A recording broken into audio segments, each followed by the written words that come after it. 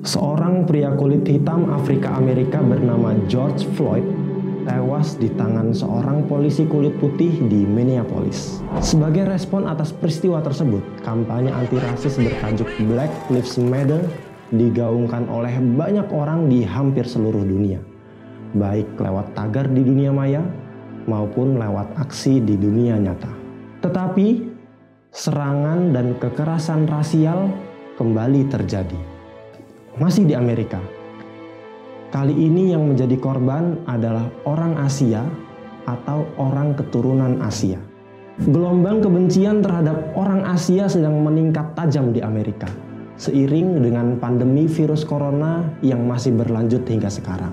Banyak orang yang menganggap bahwa orang Asia adalah biang keladi kemunculan dan penyebaran virus ini. Di Atlanta, Amerika, 8 orang tewas ditembak.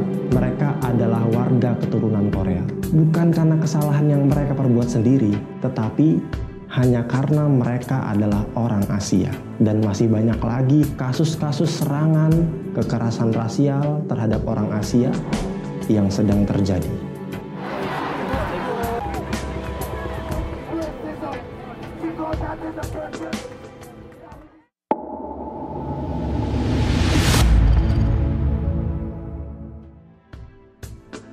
KBBI mengartikan rasisme atau rasialisme adalah prasangka berdasarkan keturunan bangsa atau prasangka bahwa ras sendiri adalah ras unggulan.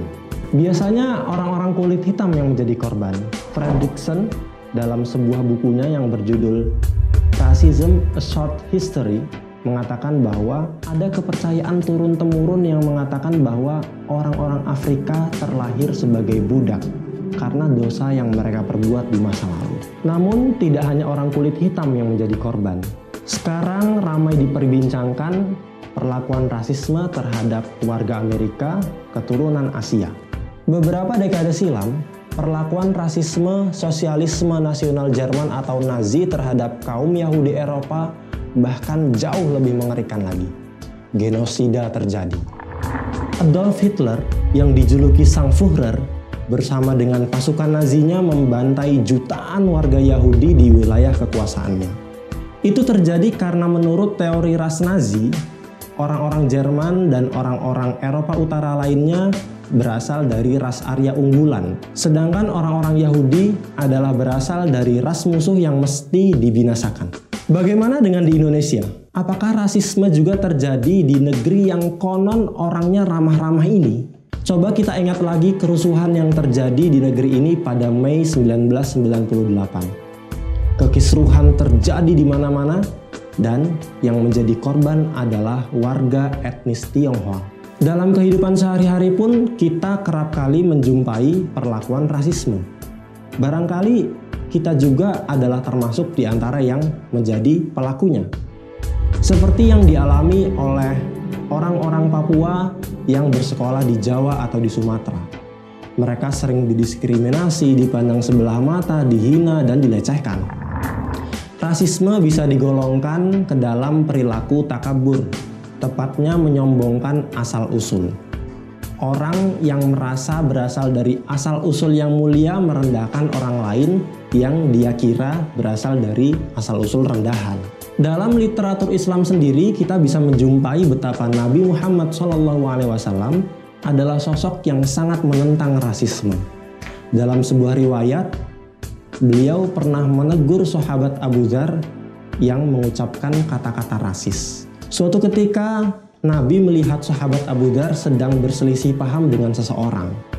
Kemudian sahabat Abu Dzar mengatakan kepada orang itu, "Ya benar sauda, hei orang dari keturunan kulit hitam." Mendengar itu Nabi langsung memberi teguran kepada sahabat Abu Dzar. "Wahai Abu Dzar, tidaklah orang kulit putih memiliki keutamaan yang melebihi orang berkulit hitam." Kemudian terjadi peristiwa yang agak dramatis. Jadi sahabat Abu Dzar ini merasa menyesal, merasa bahwa dirinya telah berbuat kesalahan. Akhirnya beliau terlentang dan berkata kepada orang tadi, "Bangunlah dan injak saja pipiku." Walhasil Allah Subhanahu wa Ta'ala menciptakan kita berbeda-beda bukan untuk berselisih, bukan untuk saling merendahkan. melainkan agar kita saling mengenal. Dengan saling mengenal, kita bisa saling memahami. Dengan saling memahami, tidak ada ruang bagi rasa benci, kita pun saling mencintai.